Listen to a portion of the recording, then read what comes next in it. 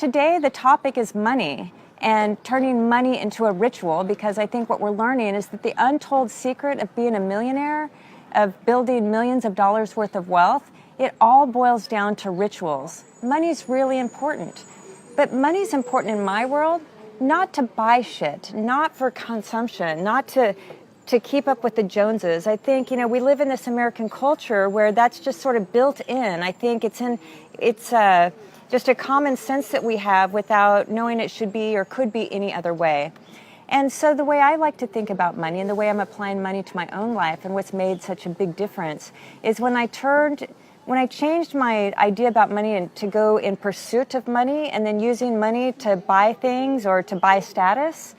And I sort of flipped that over and totally created a new mindset and created a new relationship with money. To me, that's where my life totally changed and where now my life is so full of meaning. And it's because I use my money for meaning.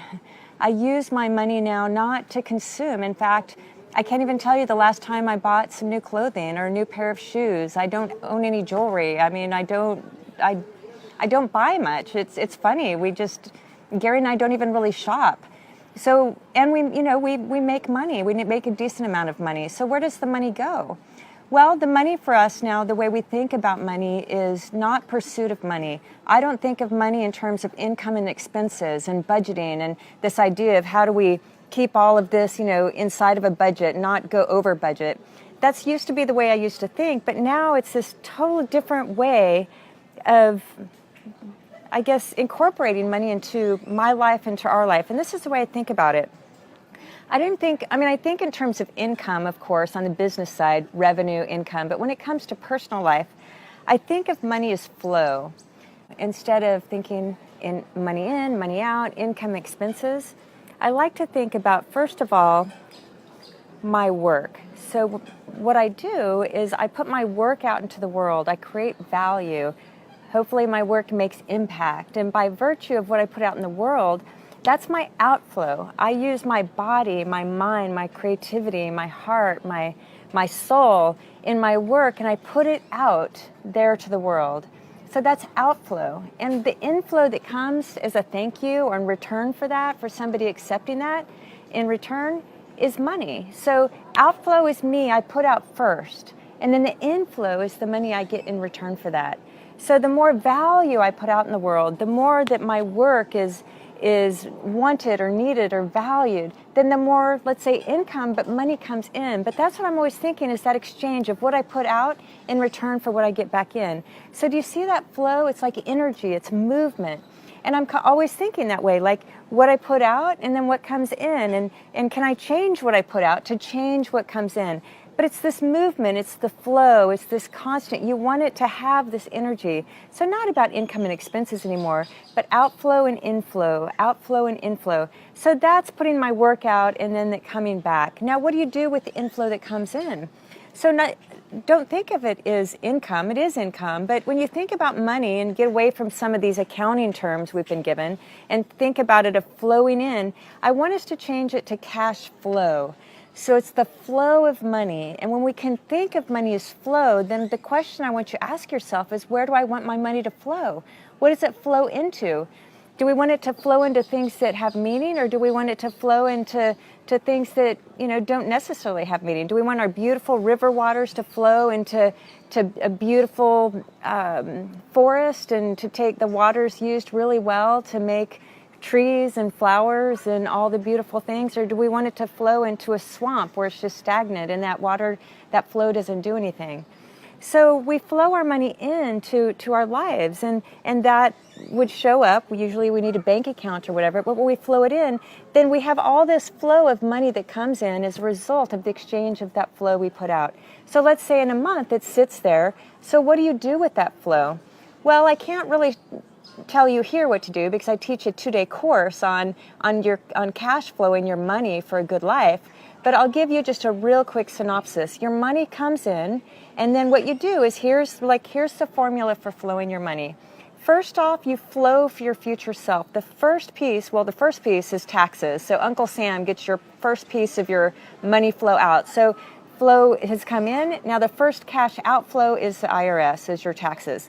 The next money outflow goes to take care of your future self. Some people call it investments or for retirement. And again, technically, in accounting term wise, that's the case. But I want us to get away from these accounting terms, because when they have no meaning, it's hard to organize our lives around them, because it's just a term, and it's something maybe we're supposed to do, but we don't understand why, because it's just an accounting term. But when we're outflowing our money to the IRS, then we're outflowing some money towards our future self. And that's the piece, that's the money that's going to take care of you in the future, 10, 20, 30 years, 40, 50 years from now, whatever that time frame is. But that's the money that you need, that's set aside. It's in assets. They're building and growing over time.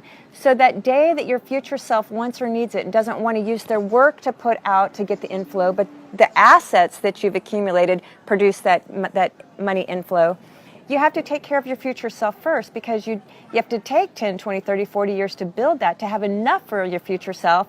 That future self will tell your current self, like, great job, thanks for taking care of me, because we don't want to be poor and sick for our future self. Our future self will be very unhappy if we do that to them. So that's the second outflow. Then what we have is that you have your spending allowance. That's the money you get to spend. But that, again, this is a sum of money any given month, and that's your allowance, just like the allowance we give our kids. And we break that allowance up into a few different pieces. The first part's not our money, because that's Uncle Sam's money and our future self money, so we have to live off of everything else. And how do we outflow that money? Well, the formula is the first part where you outflow your money is towards your expenses, those must-pay expenses. I call them your ARM expenses. They're your annual required minimum expenses, meaning at the very minimum, you have to, this is how much money it costs to live your life every year, because you have to pay the mortgage, you have to pay the rent. If you have a car, you have to pay the car payment, you have to pay the utilities, you have to pay the insurance, you have to pay all those things, otherwise there's really a big consequence for not paying them. So that's pretty much a fixed amount any given month, because that's the fixed outflow. Those are called your ARM expenses. Now the second flow of expenses, this is where you really want to maybe take a close look at, because many of us have this outflow of expenses every single month, many times in recurring expenses that are what I call luxury expenses. These aren't required every single month. They're choice. You're choosing every month to go to Starbucks, to get your manis and petties, to buy the new pair of shoes at the Nordstrom shoe sale, to pay the cable bill, to go to have happy hours and dinner outs. And those are your outflows towards luxuries. Why? Because all that's luxury. Like, we don't need it to survive, and we usually don't really need it to live, moderately well. But we want to look at those, and when it's outflow for meaning, I want those luxuries to flow into things that have meaning in your life. Meaning, if the cable bill, because you're a sports fan and you love sports, and that's what gets you, that's one of your happy things, and you rally your friends around it, and it's a way for you to really relax and recover, then, and you can only get the sports like that on cable, then that would be meaningful in your life. So you would say, I'm going to keep the cable bill. But the cable bill is just there, and it has no real meaning. It's an easy way to sit on the couch after you get home and just flip channels and flip, and to catch a show here and there, whatever, but you just want cable because you want TV. Maybe that's not a lot of meaning. In fact, maybe it's the opposite. Maybe that habit of like plopping on the couch because you have this cable bill is robbing you of meaning you might be able to spend that time better elsewhere with a place with more meaning. So it's just my coaching is to look at those luxury expenses. So that's the luxury outflow. Now the third one is your savings outflow. And the concept that I like to teach is you spend to save. So we have a spending allowance, and most people say, well, I'll save when there's some money left over. And what we want to do, though, is we want to make our savings part of our spending. So every single month, you're spending a portion of your outflow. That outflow, you're flowing that out to savings buckets. And it's a whole bucketing system that I teach. Again, it's part of a 2-day course, so we can't go into that here. But there's different savings, or these different buckets where you're flowing money into these buckets. And the visualization is you flow money to these buckets that they just fill with cash. And imagine just like cash overflowing out of these buckets. So that's your money. That's what our savings. Savings are for expenses, but they're future expenses. Your savings are sort of short-term future self expenses. But we have to have these different Savings. So what are some of these buckets that we outflow our money into? Well, one thing is we need a reserve. That's a reserve bucket. And it's just to make sure that if you lose your job, you get in a crash, something bad happens, that you have some money set aside for that future self to take care of you and your family in the event that something happens. It's like your self-insurance policy. You have car insurance that will cover you if catastrophe happens, so you don't have to pay a $20,000, $30,000 check for a new car if you didn't have insurance. Well, this is your self-insurance, that if something were to happen and you were to get in that same car crash and you lose your income for a few months, you're okay because you have that reserve. The next bucket is for education. It's for your kids' education. If you have children, you want to make sure you start filling that bucket. And for your own education. Why? Because we don't want to be in debt to send our kids to college, and we don't want them to be in debt for going to college. So we need to save. That's a whole nother conversation. And our own education. The way that we remember the outflow of putting our mind, body, and spirit into our work, and in return we get our inflow of money. Well, with the education bucket, the way you increase the inflow is you're able to increase the outflow because you know more. You're always learning. You're always curious. You're always going to the conferences. You're always reading the books. You're always putting yourself in environments to learn, to improve your skill, to learn new skills, to stay valid, to stay valuable, highly valuable in the marketplace. So you can always be putting more out and getting more in. But you have to have money for education, and so that's the education bucket. The next bucket's your dream bucket, and that's where you flow money into that dream bucket. So Gary and I, for example, things we flow into our dream bucket. We're remodeling a house right now, and so we've saved for that, so it's all cash. No money goes on the Home Depot credit card. We take our dream vacations every year, and we save for that, and it's all cash, and we spend everything that we've put in our dream bucket for vacation every year. But that's how we afford vacations, is we flow money into that. Why? Because that dream bucket, that's about dream, it's about experience, it's about things we want to do for ourselves and our children, but it's all about experience, it's all about dreams, it's all about living. So we sacrifice that luxury flow, remember, like that buying stuff, that buying shit, so we have more money to funnel into our dreams, that's what's meaningful to Gary and me. So that's why we just fill that bucket with as much money as we can, so we can use that to go live, to go travel abroad, to take our kids places, to create meaningful moments. So that's the dream bucket. And that's part of your flow. The outflow is every month you're spending or flowing your money into all of those buckets. And you just automate it and determine how much you'd want to put in any given one of those buckets every month. And then finally, the last outflow is debt reduction. So if you have debt, it's impossible to build wealth and to be wealthy and to have millions, any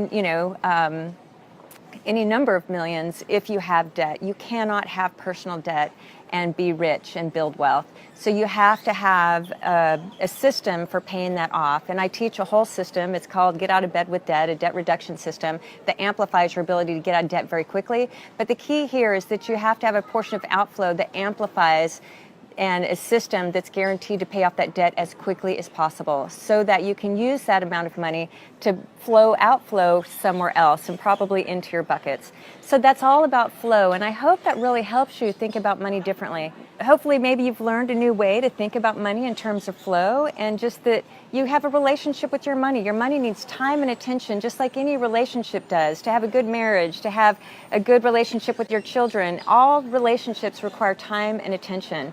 And intention, actually, and so does money. So the ritual has to be a ritual and practice you put into your life that causes you to give your money attention, to create intention with your money, and to be able to just spend time with it. So that's why you need the ritual, to make sure that happens, because that's what causes your money to grow.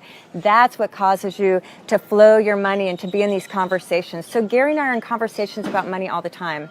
So that's the final piece, is that you can't do money alone. If you're single, I want you to learn this flow so that you can apply it to your own life. And then as you bring someone else into your life, you can incorporate them to this. And I promise you, they'll be excited, because it's such a rich way to think about money and get over your hang-ups and just flow it to a great life, right? It's all about flow to a good life. And everybody can do it, no matter what your financial situation.